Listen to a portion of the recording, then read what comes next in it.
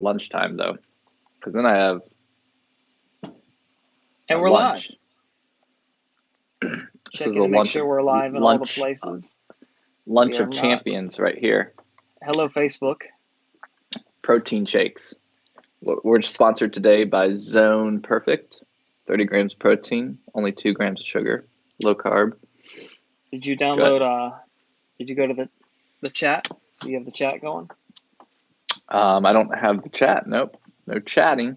Oh no, we are not live on Twitter yet. Not live on Twitter yet. Sorry, tweeters.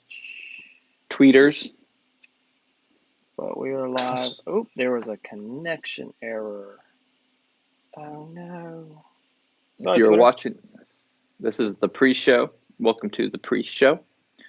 We're doing the pre-show. It's a dance show.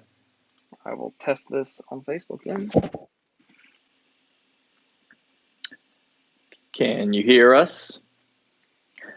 How many delays? We got like a 30-second delay, right? Yeah, you're doing the pre-show song right now. I'm doing the pre-show. All right, we're working. We're good. All right, everybody's here. Hey, everybody, welcome to Sound Up, Sound Off. I think we are up and live, your favorite podcast from SoundUpNow.com. My name is Chris. This is Sean, and we're about to talk it up. Excited. I'm going to finish my lunch. Let me... Done. Awesome. So, are you ready, Sean, for the show that we're doing right now? We're live. You look confused.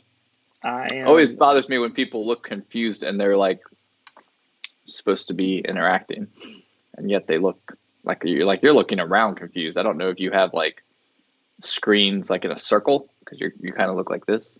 I do. Yeah. All around. Odd. We're good to go now. That's not a thing. Okay, you ready? Yeah. Let's get into it. So, as it's been hard quarantine wise to not have sports, but what we did have was the draft, the NFL draft, which was watched by the largest audience ever to watch a draft in NFL history. Wasn't as much as this year's Super Bowl? I only saw the stat for the draft. It was up like 37% year over year, and it was the high, like 15 plus million viewers watching the draft live. Besides the news, what else has been live like that since this all started? Besides the news. Yeah. Church. I watched church live. That's about the only other thing. Interacting with different people in the conversations. ESPN's been doing this, but not everybody watches ESPN all the time because they frankly have not much to talk about right now except for speculation and stuff. Or how like Tom Brady's trolling the Atlanta Falcons by moving into their division and taking over and bringing Gronk with him. Right. But yeah, I watched the draft this year and was more excited about it. Just to have something live like that. I don't know. I don't watch much more than the first round normally of the draft. I didn't really watch much of the other rounds, but I didn't sit down and like dedicate my eyes to it. It was kind of off on the side, but it was just kind of, I mean, the other day I was going through YouTube looking for something to have playing, and from things I subscribed to, I was out of content. I had some things I wanted to watch, but I actually wanted to pay attention to, but like just to have stuff, like I listen to podcasts and stuff to the side, Alexa flash briefings and stuff, like certain things you got to pay attention to. Like you can't listen to a movie. Yeah, it's hard to do that. I think everybody's watching the draft, like you said, because and I would agree with it was just something sports, real time or real live sports related that we've been missing. That kind of live sports aspect outside of speculation. It was like something that was real of substance in real time, and it was about a major sport in our country. And so I think there was. It was like kind of riveting TV that we haven't had in the sports world for a long time. So they had, the most views, ever, and most live audience ever. I did watch past the first round, and that's only because the Bears didn't have any first round picks. So I could only watch the later rounds to kind of see who was coming out and that kind of stuff. Don't worry. Plus, it looks like they're trying to get rid of now it looks like you'll probably get Aaron Rodgers eventually, because he'll probably leave, go to the Jets, and come back so he can get to the Bears to beat the oh my Packers. Gosh. To have somebody that I literally hate to come play for your team is it's weird. It actually reminds me of the Bulls stuff right now, when like two of the Pistons players ended up on the Bulls championship run in their second three-peat after hating the Pistons. I think that's great irony that I remember from Chicago. Oh my gosh, dude, it is awesome. Well, I mean, like, obviously I'm biased from being from Chicago, but like, and a huge Bulls fan growing up. Like, but it's awesome. They did it really well, and just to I see. used to watch basketball back then. Yes, that's when I stopped watching basketball when Jordan left, because it felt like it just, when you kind of get tired of something, it kind of deflated. It felt like a little bit. And Kobe was cool. When Kobe came in, I started watching a little bit, but then I didn't really watch. I remember the last basketball game I remember watching after the Michael Jordan was I want to say it was the Celtics and Lakers with Garnett when they won it. I remember watching that series, but like, I really did not watch basketball since the 90s. Really? Well, I follow it. I know who all the players are now. Like, I watch the playoffs of the NBA. I don't really watch the season unless it's like a matchup that's really good, but like, I'll watch the playoffs. Yeah. Back too, though. Well, yeah, and you were kind of young for the Bulls first run, honestly, but I know I know, just watching what's actually cool about the Bulls thing, because as we've transitioned from the draft to the Bulls, is the fact that they were doing kind of a vlog documentary style in the late 90s. Like, I think that, and they air it 22 years later. Like, that's some mind grenade stuff going on, and like how they were putting that together, and the forethought to do that then was, and just announce it now is kind of crazy. I think my quarantine non-haircut, everybody. I know spikes are getting kind of long. All right, usually I get mad at Chris for talking about sports a lot, but this, for the first time in history, sports and technology have really sort of had to embrace each other. They've had to. I know NBA, they're opening the practice facilities, and rebounders have to wear gloves or something. I just saw. It literally popped up right before we jumped on here, so I haven't read it yet, but are they going to only let certain people rebound? I don't understand what they mean. Rebounders wear gloves, so I have to look at that. They're rebounders, like when you get to that level, you don't like, and you're doing shooting practice. Oh, they're just practice. Oh, okay. I was thinking games. Okay, you're right. No, no, they have paid staff that rebound the ball for the players. They just get a ball tossed to them and they keep going. Gotcha. Yeah. So that'll be interesting. I know baseball's talking about having 2 stadiums, and then they're going to have the players. Apparently, Disney World. So there's a rumor that Disney World's staying shut for the rest of the year. And to make money, what they're going to do is let basketball and baseball come in. All the players are going to stay at the resorts. They're not going to be allowed to go off premises. And then they're going to play in Disney World at all the games, which is kind of a cool thing. Like, it's kind of neat. And it gives Disney World a way to renovate the park, which there are some things there that probably get renovated. Oh, you haven't seen this yet, have you? No, but what do you mean they're going to play in? I've never seen a stadium in Disney World. I mean, I've been there a couple times, but not a lot. You probably know where it is, Mr. Disney. Yeah, I don't know where the secret stadium is. Disney to host. Let's see, because they have the ESPN thing. Have you ever been there before? I feel like I've seen maybe tennis there. I don't know if I've never seen like football, baseball. They must have built something, because I just hear what popped up is Disney World to host the 2022 Special Olympics games. So maybe they built something for that and they're going to use it. Host, is it baseball? Let's see. I mean, it's not surprising that they would have something. Oh, they have the Ripken baseball experience, is what it is. Also, Myrtle Beach has that. You realize that, right? Ripken baseball fields. But the thing about Disney is they own a city, like Buena Vista, literally. Yeah. I mean, so they're just going to keep everyone at the resorts and on premises. I mean, if I was a basketball player or baseball player, I'd be like, this is pretty cool. So the Worldwide of Sports Complex will play host to. So anyway, that's what they're going to do. Interesting. Okay. All right. Yeah. Well, going from sports to let's jump to alcohol as he takes a drink. Perfect. So what we've noticed, Let's go. I was reading an article from Wall Street Journal that popped up on the Twitter feed. If you're in quarantine, oh wait, we all are. So alcohol sales have spiked, no surprise. But have you seen the numbers that they have spiked from? Let me read you some of these numbers here.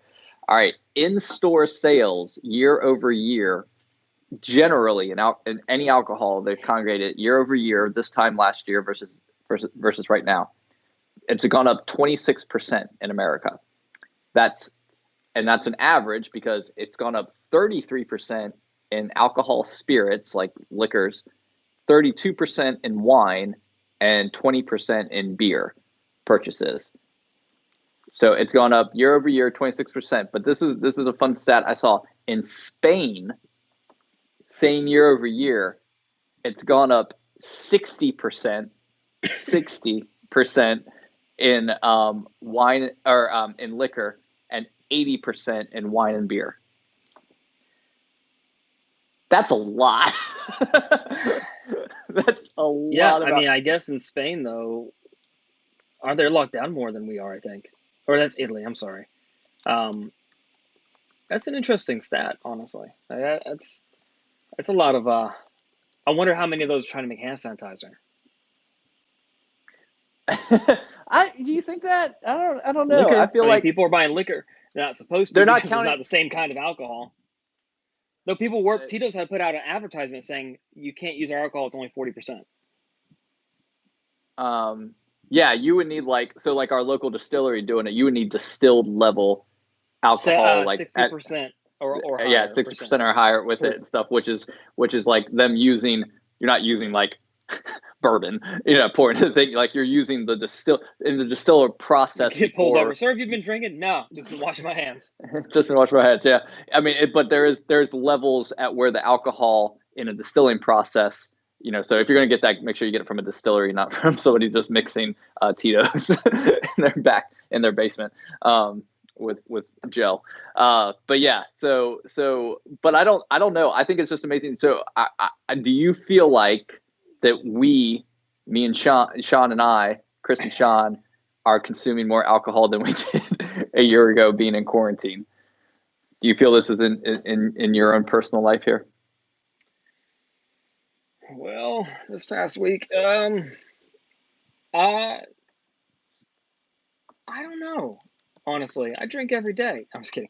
I don't know. I really don't. It'd be hard for me to say. I don't think so. I don't have any liquor or anything really at my house. I think I've consumed a lot more caffeine. I find myself being inside more, getting a little more tired than normal. I used to, work until more night. Tired than normal. Yeah, lately I've been having to do a shift. I've been shifting my schedule. Usually I'm up at 6:30 in the morning, take kids to school. And then I've been falling asleep, around the midnight time. I've been staying up the past week or two until like 2 or 3, and then kind of, of course, waking up still at 7:30, but sort of trying to sleep till 9 to kind of still get at least like 4 or 5 hours. And just because in the morning I've been having to do schoolwork, so it's like, and by the time I'm able to get to work, it's late in the day. So I've been trying to kind of shift that around. So I've had a lot more coffee to get me through that. So I'd say I definitely have upped my caffeine intake. This is my third cup today. Well, I don't think I've upped my caffeine intake a lot. I was trying a new segment over the last couple of weeks called Second Cup with Chris, but just to stream live with a cool name. But that alcohol, I don't think I feel like I've consumed more, but it is. But the thought process to me is like, what else is there to do right now? I guess we can start happy hour. Like I think that thought process stays in my head, along with a lot of people, especially people that are way more into the quarantine stuff. Than I think, like my work schedule as far as getting up and when I go to bed and that kind of stuff, is I'm still trying to pack with work, but I think there's definitely times in the afternoon where maybe more weekends and that kind of stuff where like if there really isn't that much to do, time for happy hour. So I know there's lots of people out there like that, and this has been Alcoholics Anonymous with SoundUp Now. Welcome everybody. Well, but I'm saying like that's the thought process, but I don't always participate in it. Meaning that I have that thought, so I can see where a lot of people that would act on it. It's the same kind of thing. But it's Coronication, man. It's Coronication. There's a lot less to do, and especially if you're just staying at home, there's not as much work as you can do. So Sean, you're saying you're staying up, but I know you, and I know our schedule. I mean, our work has got compressed in the fact that there's just not as much to keep us busy, and there's not as much on the go work, like go out and like drive work as there used to be. So it is there's downtime. There's more down, like sit around, like you said, in the house a lot more. Like, okay, so I can see where people are like, well, might as well start drinking. And I'm seeing a ton of great deals for alcohol ads. I know a lot of local places are figuring out way to sell alcohol. So I think sales are definitely up in that sector. See, I've actually been flooded with people that are now looking back at projects we've done or are in the middle of doing and just flooding me with things like, hey, now I've got time to sit down and look at this. Let's do all this stuff. Like I've been inundated with that type of things, which is I know I've tried to get you to work for SoundUp, but it's getting tough. You must be busy. I mean, I'm not kidding. I literally, when the email was like, hey, I really have a lot of time now, and people coming to me. Well, that's what I'm saying. That's what I'm talking about. I have a lot of time now. And I've noticed some SoundUp members too, kind of coming back and wanting to rework a lot of things recently too. So, wanting to change some things, add shows, change show names. So, I think well, that's what I was. Well, we've had a flood of people wanting to change their show. Throw it out there. Updating the tutorial today. Amazon's very weird. And maybe this should be split out into its own segment. But if you want to change your skill or flash briefing name, you really kind of have to contact Amazon and beg them. Because we've gotten lucky a couple times. We got the one guy working at Amazon or girl, and they were like, yeah, sure. And then we've had, that's impossible. And then we've tried 3 or 4 more times and they've let that happen. So if you're ever thinking about a brand change, be aware of that. So, but speaking of branding and different things like that, one of the things that you do is a vlog. And what I wanted to show you, can you see my screen? No, remember, I can't do it from this device. All right, so I'm sharing my screen with you, so this won't make sense for you at all, but maybe pull it up on Facebook or something. DJI decided to come out with a new drone. And so I have DJI. I got the Pocket Osmo right here that I do for vlogging. And so Chris he has his own real estate company as well, and there's a link to it if you want to follow along. They've come out with a new Mavic Air 2, and this thing has a much better system for following you. And okay, I think I heard about this coming out, honestly. Yeah, so we watched that other brand that wasn't DJI do the one that goes to the trees and stuff and it'll follow you. Remember that one? I thought that was DJI. No, it was their competitor, one of their only ones. So now DJI has come out with one, and the video, I'll send you the link to the video. I want to say it was CNET. They have a new remote and everything. And it's pretty cool. Like, it's following the guy through the park. He turns around, he's walking, and it follows him in sort of a cinematic fashion where it's not just following. Like, it'll like come around, and the shots it takes are pretty cool. So that's what I'm sharing on the screen right here. So, if you don't have a videographer right now, it's $800. And I'm reading some of the comments. People are like, $800? No, thank you. Well, what do you expect to pay for a drone with that kind of technology? Right. That's a really good deal. $800. Yeah, I mean, that's not bad at all. Actually, I mean, if you're just looking at, what did we look? We looked at just vlogging cameras for like $500-600 and that kind of stuff. If I had a drone that, because now I could be wrong on this. Can I not take the drone and like just not fly it and set it down to record me still? Except for the audio, you'd have to have a separate audio recording. Yeah. We're gonna have to figure that out anyway, I would think, with how to figure out how to do audio. But it would be a good way to get your own B-roll, walking down, doing stuff, surfing. Like that would be awesome. Mine Yeah. actually, so mine does do this. Mine was more than $800, and it's not the kind of thing I want to go out and do this with. And I've learned from experience, I don't think it does as good. I don't think it has the same sensors.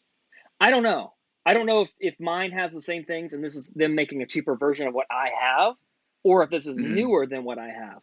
Because this is their consumer line. This is their regular Air. I have the Pro. So I would like to look into that, because if mine does, if you do go surfing, that would be kind of some cool footage to be able to lock. We did this with your car. We locked onto your car and it followed us all the way to lunch that day. Remember? It did. Yeah. Yeah. That's on one of my episodes. I do The remember only that. thing that tricked it was when another white SUV went behind us and it was going to go that way. And you had to tell it not to. Right. So you can take over manually and stuff. But I think you used the footage, didn't you? It's in one. I just said it's in one of my blog episodes. So that's pretty cool technology. Now, when you do live videos through the DJI, it uses the your phone's microphone to record the audio. So I don't know if they set that up, because that would be pretty cool if they actually. I wonder, because there's another app that is called something, if you have an Android device, that you can use as the app to fly the drone with. It's a very popular app. It's like $30, but it's a third-party flight app, and I bet it has audio recording. So that's an interesting thought. Yeah, that's what I would look for, and I would want to research is like make sure, because I really think this is where it's going. But whoever gets to this first to be able to, and it goes back to the 2-3 years ago, Gary Vee talked about throwing the ball in the air and it follows you. But it's got to have the audio aspect. Like either you got to be able to Bluetooth connect it. You don't want to be doing that in post a lot, especially like amateur people. Like I don't want to take the time to post, edit my audio over top of my video and all that kind of stuff and line it all up. So whatever this device is that can track and follow you, basically drone with you and record while still being able to coordinate audio in and out, so you can go from B-roll to like talking to it and that kind of thing. Like whoever does that wins. Like if they get that there first, I like that. And like I said, I think under 1,000, kind of that price point, especially for amateur, if you can get it to that, I think a lot of amateur type vloggers and video content creators would definitely be on board with something, a device like that. With a lavalier mic and the Zoom audio recorder, like your video Savannah uses. Shout out Savannah. You can bleep out your name when you do this later. That with a lav mic would be a better solution, even because if the drone is more than 10 or 15 feet away, you're not going to be able to pick up the audio well. And if it's closer than that and flying, you're gonna hear the buzzing. So the only time it would make sense to do with the way you're saying is when like you said, it's not flying, it's just sitting somewhere. So, well, no, I disagree. I mean, you can have, that's your opinion and that kind of stuff. My opinion would be, I would run it through. I would. So there's a couple. There's a new mic out, a new Bluetooth mic tech that is a lapel mic that plugs directly into your phone jack and records the audio. What I'm saying is, I would need to be able, for me to buy a drone that follows me, I want to be able for it to fly so that at any point I could stop and it goes on me and I do a rant, but I'm recording either through a lapel or through headphones or something into the flying app so that it's synced together already when I export it. But my audio is coming from here into the phone and while the drone is flying recording. That's why I'm not picking up the buzz and stuff, because it would be something on my apparatus that would be recording the audio. So I had to Google. So like that little Bluetooth has like noise canceling and all that kind of stuff. Interesting. I did find an article about it. So do people usually Google this while we're podcasting?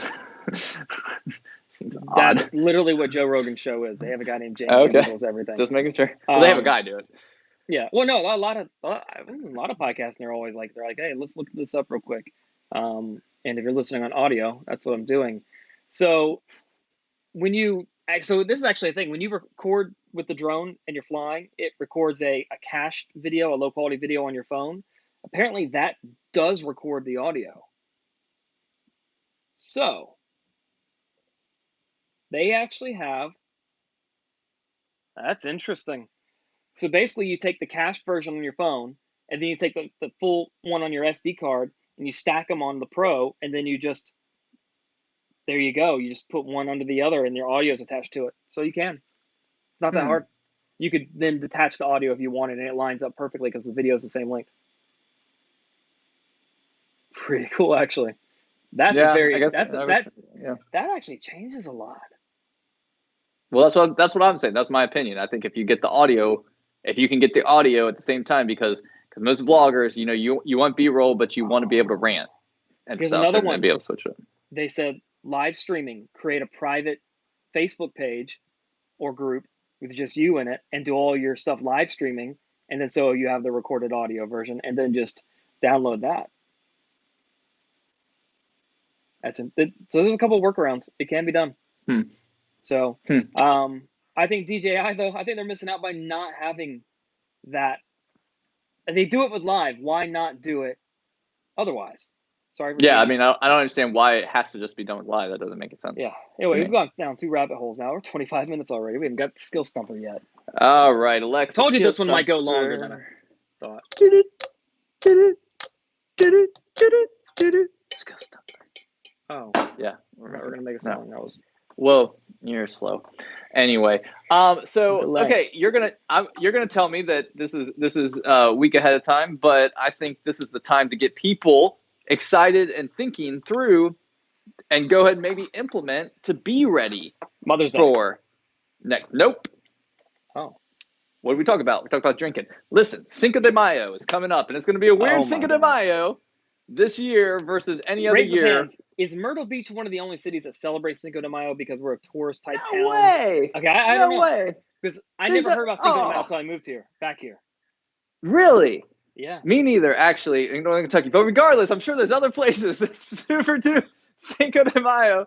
Other places around the southern, Texas, Florida, all that kind of stuff. So I was seeing on Twitter a bunch of stuff about Cinco de Mayo, and I saw Jose Cuervo, the company, was saying they were offering a deal where you could sign up and they will pay for your meal if you order out of a local Mexican, like a locally owned, not franchise, a locally owned Mexican restaurant or cantina, and you fill out the form, tell them the restaurant you're gonna do, they'll pay for your meal from now to Cinco de Mayo. Who?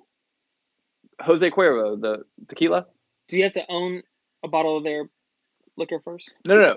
Go look up Jose Cuervo's Twitter account.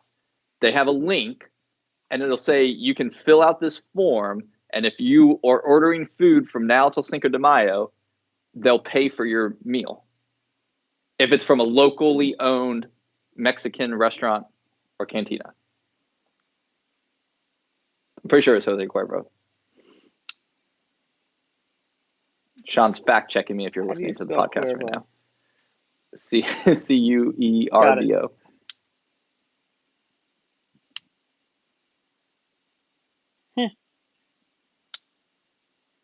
Do you see the tweet? Yeah, it wants me to fill out a form. I don't like doing that. Cool, though. Fill out a form for it. Okay, so I know we've done restaurants, but let's get super specific for Cinco de Mayo and for Mexican restaurants coming up on this. I think there would be some cool things that you should be doing, especially on flash briefings, audio content, and custom skill for your restaurant. Not only the specials, but it's different things like this that I think you can definitely put on there. Different specials you're having for Cinco de Mayo, anything that I think one of the things that popped in my head, which I thought would be so cool, if I owned a Mexican restaurant, Cinco de Mayo is coming up, and we created a skill like this with the open mic skill, where I think you could upload unique or original Mexican music, like fiesta type music, into your skill, like a new song each week, or or upload different music for people to celebrate with on Cinco de Mayo. I think you could put that into your custom skill through an audio file that you could upload on a dashboard. I think that would be fun as kind of traditional celebration type music in your custom skill. Then along with all the other, we've talked about this with restaurants. Your specials, very specific to right now, takeout and to go orders, especially with everything going on with lockdown, what that looks like, how to do that. Gosh, so much cultural information I think you could be putting out in podcasts and flash briefings around your brand and around your business, especially locally owned. I mean, talking locally owned things. I mean, probably your story, your heritage story. People may want to hear that from some of these restaurants that exist that families have built, that have a Mexican or Spanish culture. I think that's awesome. Yeah, you could. way to jump in. Sean's like, I never even heard of Cinco de Mayo till this happened, that kind of thing. But I was thinking like, that really did. We talk about storytelling either within the skill, or within, I think, flash briefing series, or within maybe not within a podcast or maybe a series in the podcast, but like talking that like family history, family heritage. If you are a locally owned restaurant like that, your backstory, like how it happened, and I think you could have fun and be creative with that content to be out there. Yeah, I mean, you could do that in that sense for a lot of different holidays and stuff. I Mm-hmm. think there's a lot of holidays people don't know the actual meanings to, of course. So you may have stumped me on this one. I think I stumped Sean on the Alexa skill summit, which was the original intent of this segment. It was for me to win and Sean to be stumped. Partially in the middle of that too, my computer says your computer's going to shut down if you don't clear some RAM out. So I was like, kind of like in a moment of freaking out, don't shut down the whole stream. Sure. Yeah. But excuses. Well, it happened. Mm-hmm. Mm-hmm. Okay, my screen just went black, and I had a moment. Yeah, I'm just gonna agree with you. Sorry. So I just thought my computer my whole that. screen just went black again. I don't know what it's doing. If you're hearing this podcast or if you're watching this, really behind Cinco de Mayo is going to be different this year. I know a lot of especially local, I think, cantinas and restaurants or restaurantes are going to feel it differently this year. So I think creating content, if we can help at SoundUpNow.com, let us know. But thinking how to create and build brand and build your content around a local restaurant, especially in the Cinco de Mayo phase, I think there's some ideas that you could definitely implement that would help build your business and build your local foothold of restaurants. So hopefully that. And awesome, Jose Cuervo, if you are paying for people's meals to be a patron to a locally owned Mexican restaurant up to Cinco de Mayo, I think that's a really cool branding and just generous offer on their part. I hate tequila. A lot of money on hate tequila, dude. Hate tequila, yeah, I don't like but it either. Kudos to Jose Cuervo for that. All right, guys. You ready to end it? Apparently my computer is. All right. So I hope everybody has a great week. This is SoundUp, Sound Off. I forgot the name of our show for a second. SoundUp, Sound Off, signing off. SoundUpNow.com. Sean's going to go play that little guitar in the background. Bye. Okay. I don't think people can actually see that, but it's there. How did I see it? All right. Bye, everybody. Worst ending ever.